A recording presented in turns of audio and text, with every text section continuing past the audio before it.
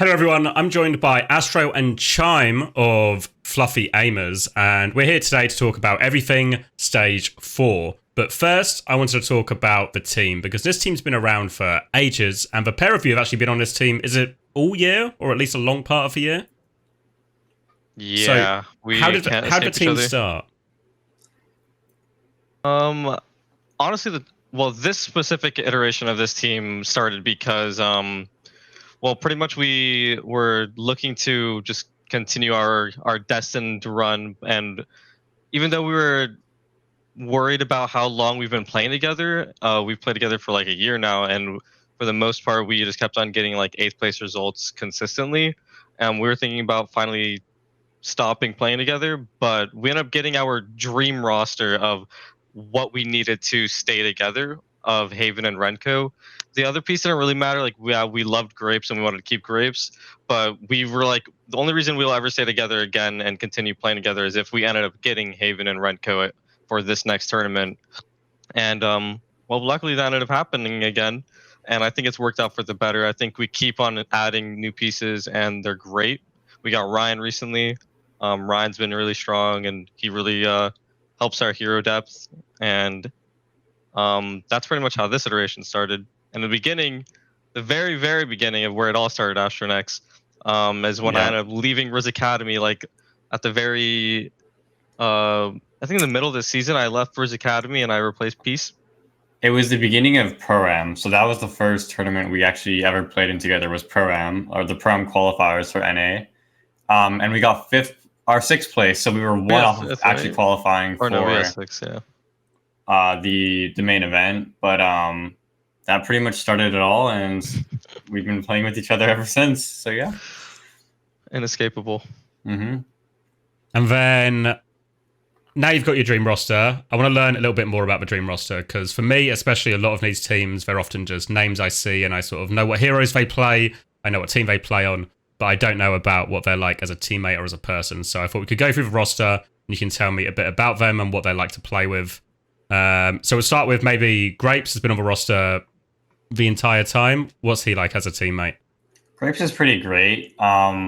He's really consistent. I think that's like the best thing about him, in my opinion.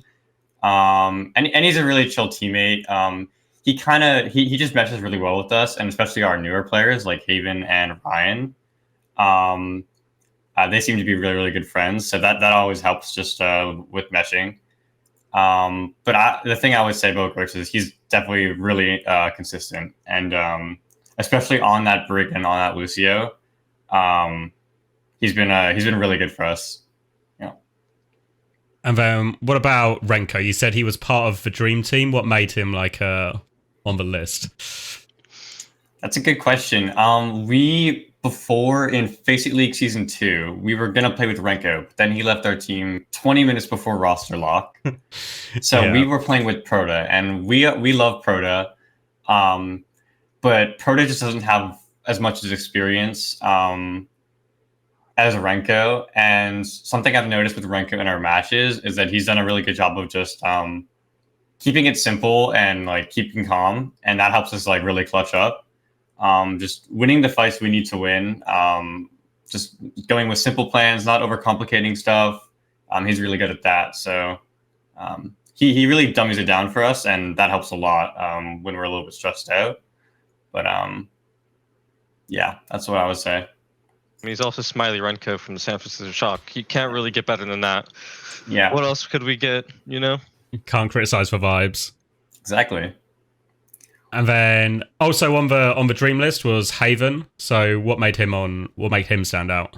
Okay, Haven is probably the most consistent hit scan like in the scene, in my opinion. I don't know, like there's like always like those pop-off performances in like Chronic or whatever, like you could say that, but like Haven will consistently give you the same performance every single match. Like there's no second I'm like, I wonder what Haven's gonna do. Like I know exactly what Haven's gonna do. Haven's gonna walk him down and he's gonna just shoot his gun at their face. And he's also a really good vibe. Like every single day, Haven shows up. He's in the lab of Northwood, and he's just always like messing around, having a good time too.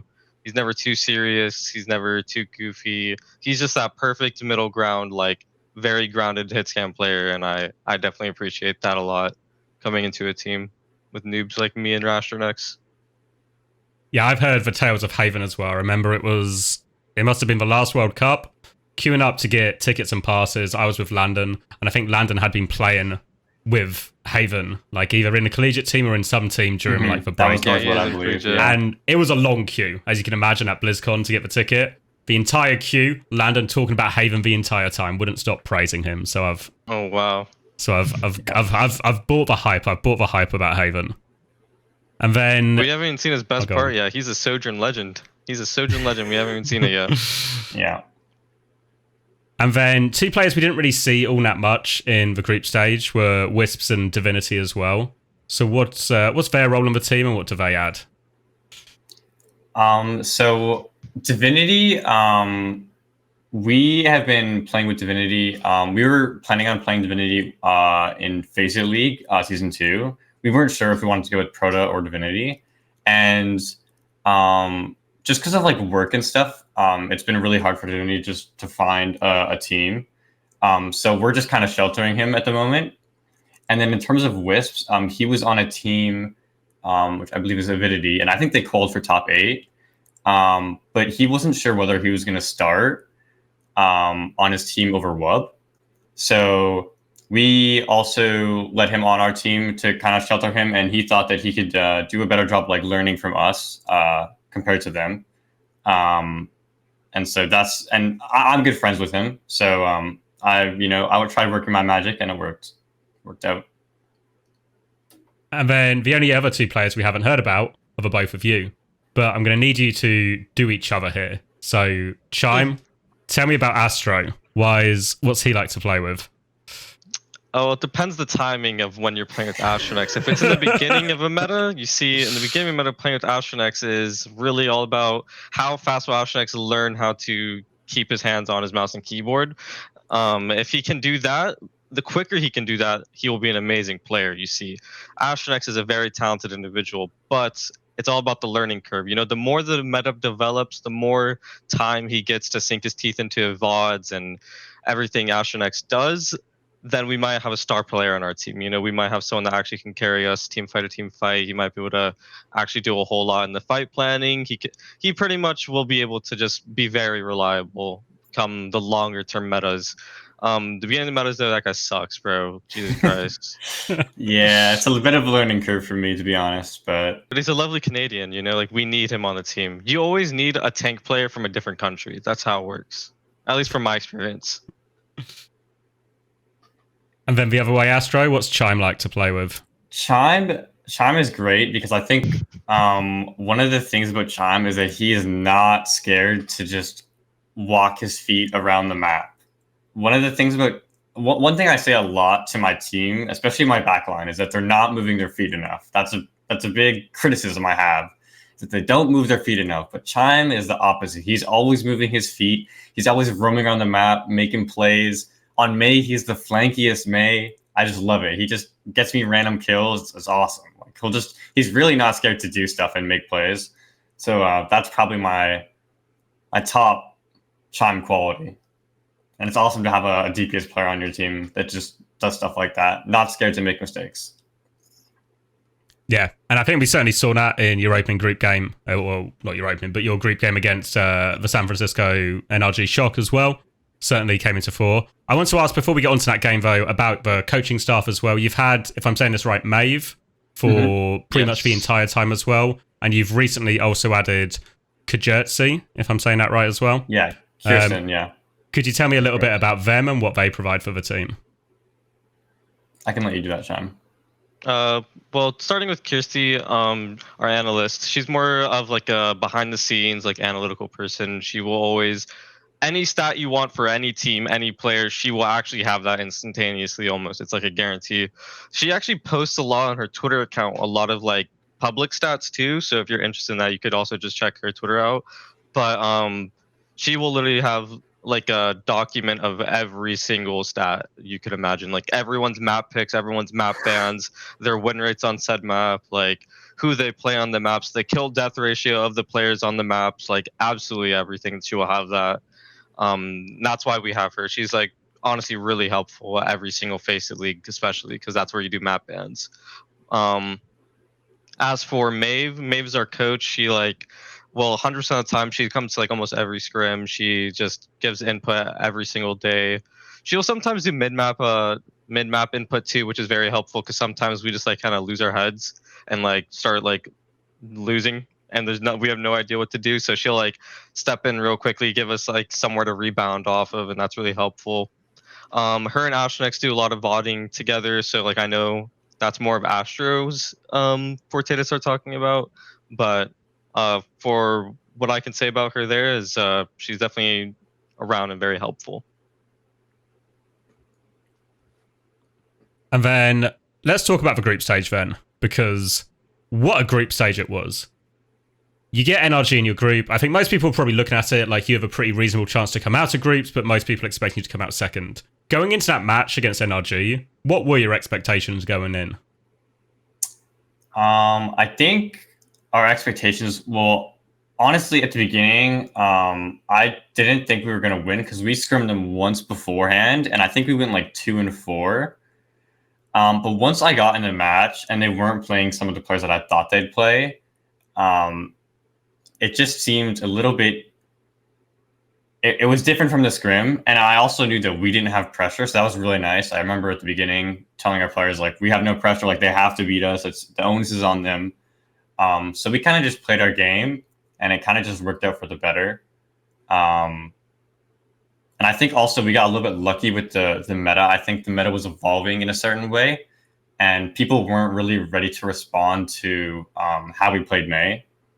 And so that helped a lot. It felt like you guys ran a quite unique comp running both the Genji and the Mei, and that caused them some severe problems. Why do you think that comp worked so well for you? I'd say it's probably because of the players we have. I mean, I honestly don't think there's many teams right now in North America that are utilizing the flexibility of like flex DPS. I think everyone's just like, all right, we're going to play hit scan. All right, we're going to play flanker. But since we have like me and Ryan, right, we want to get the most out of us. We want to put me on May whenever we can put me on May. We want to put Ryan on a flanker whenever we can put Ryan on a flanker, and we are going to force it and see how it goes. And well, we just were pleasantly surprised. It's not something we actually like leading up to that match. There's not like a whole lot of practice, I feel like, with me and Ryan. Actually, at the same time, it was usually like me and Haven going in or Ryan and Haven going in, and like me and Ryan had our maps for sure. But like we were just like on such a roll with me and Ryan, and that we were like, let's just keep on playing it. Like even on maps like Gibraltar, for example, we've never tried me and Ryan until that day. It was just like on the fly. Fuck it, let's try it.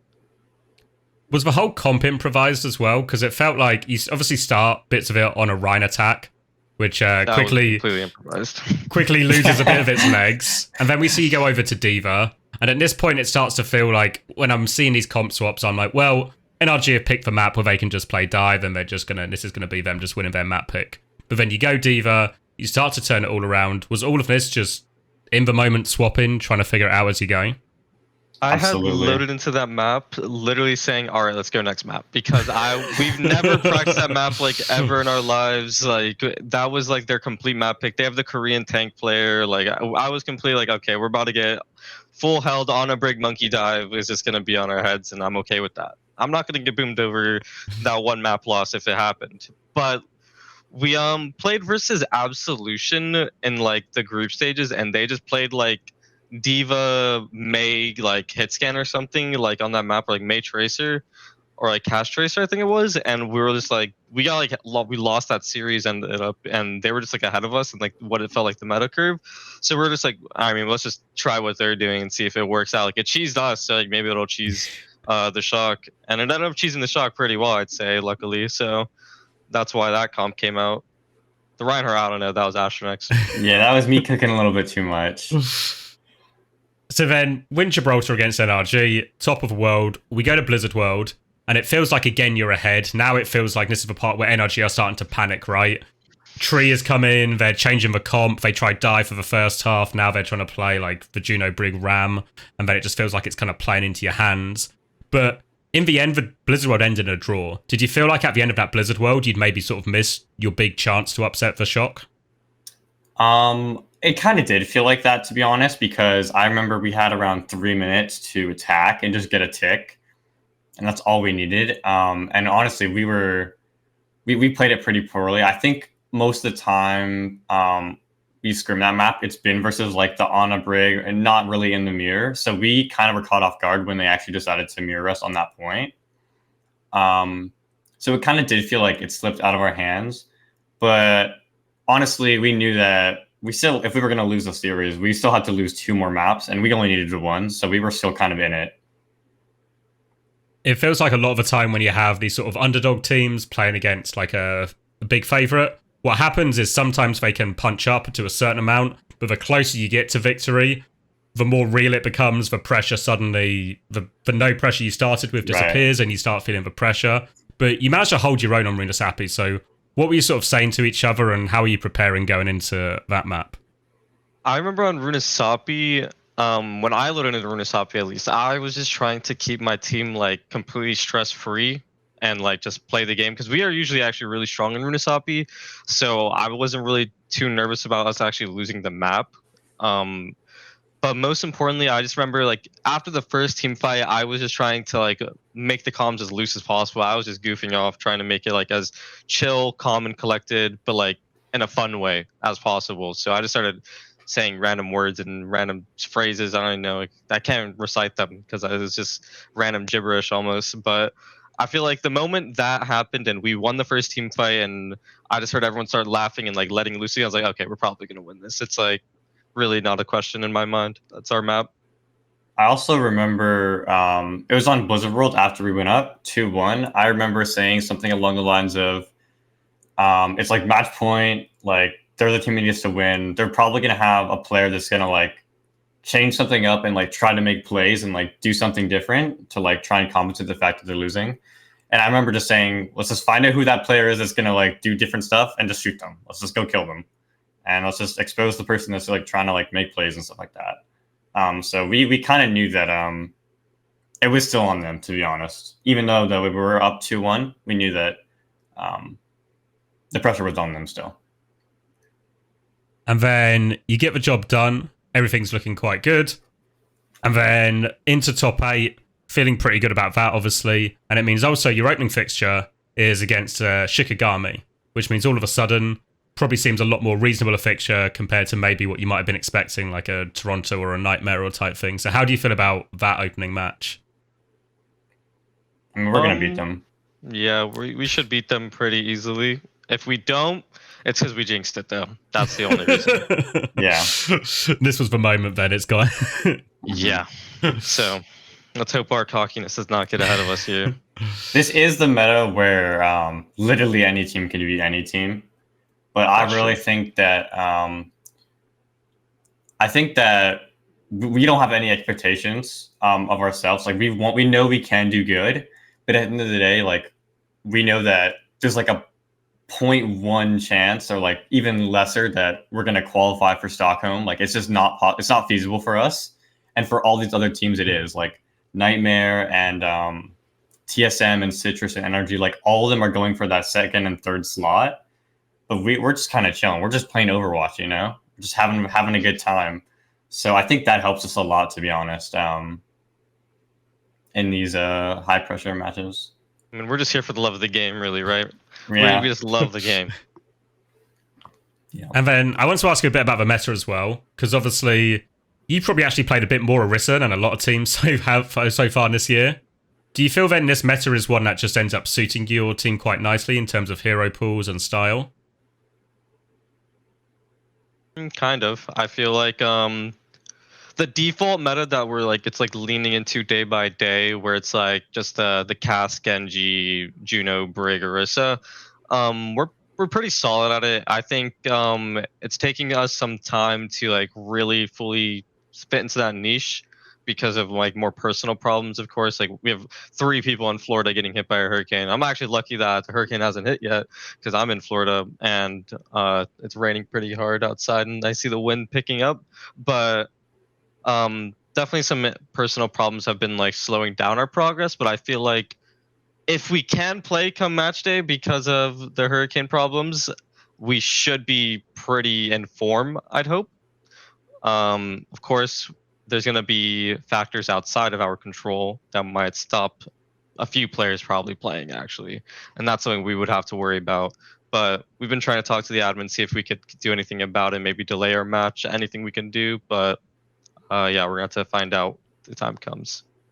Yeah, well, fingers crossed. Everyone's able to play and everything is okay for them. While we're on sort of a meta and hero specifics as well, while we've got you both here, I thought if you could maybe talk about what are the most important things for your respective heroes in the meta. So if we could maybe start with you, Astro. What do you think is the most important thing for an Orisa in this meta, and what sort of separates the good Orisas from the best Orisas?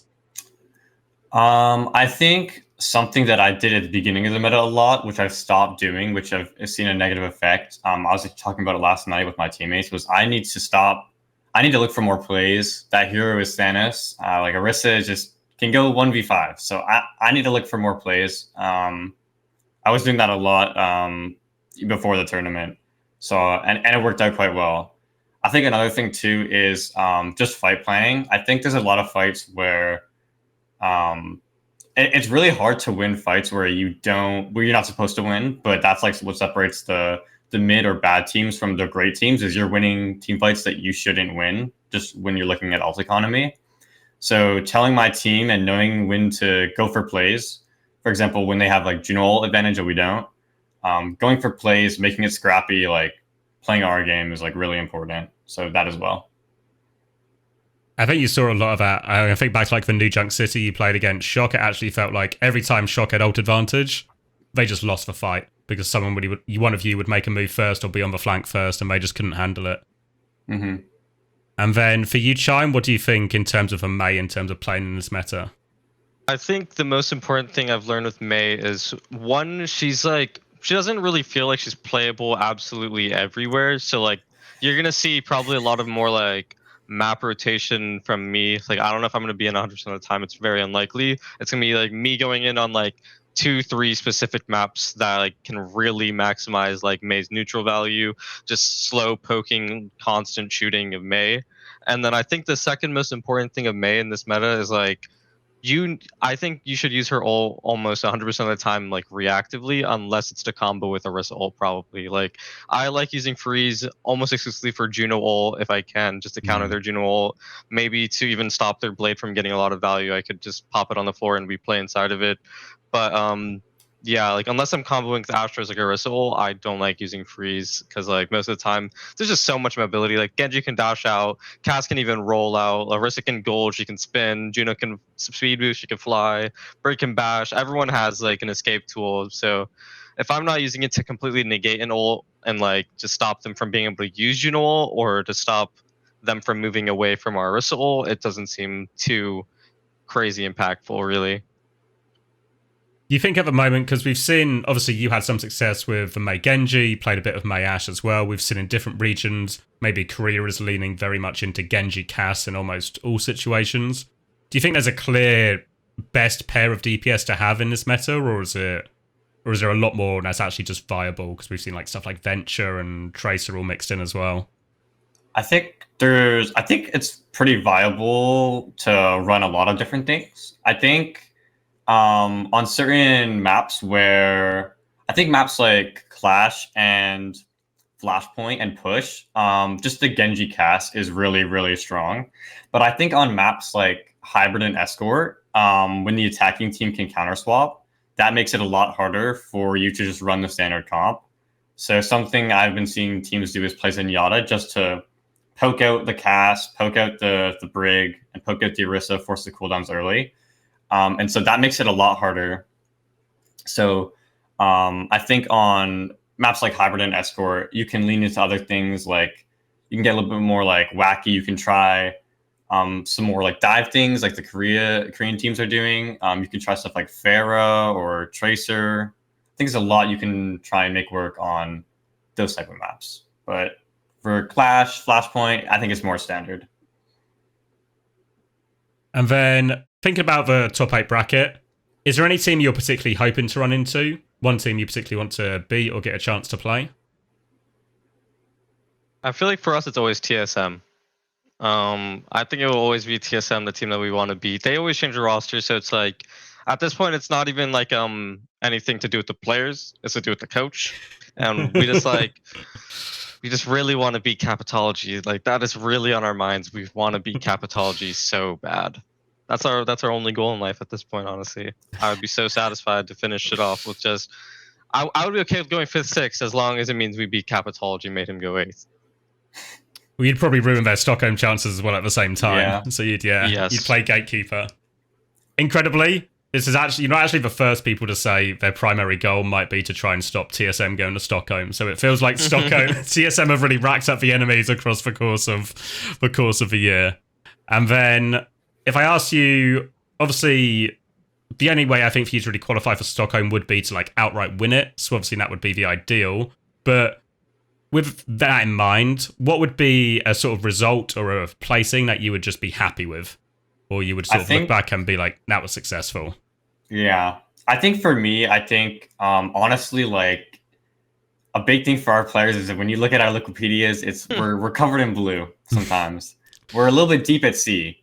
So I think for us, I mean, we've had a turnaround. For example, the Face It League Season 2, we got 3rd place. So we finally broke the curse. And I would like to keep that going. I would like to get a 4th or a 3rd. I honestly think we can get 2nd place. I think we can really go all the way. But for me, I want to stay out of the blue. That's what I want. I think to get 2nd place, a lot of scrim bucks would have to like stay intact, and like sometimes that doesn't go as planned. But just know anyone can really win in this current economy. So we're on pace to get out of the sea. Who knows what could happen? All right. Well, thank you very much, Astro. Thank you, Chime. I do appreciate your time for this. And of course, best of luck getting out of the blue this weekend. Thank you very much.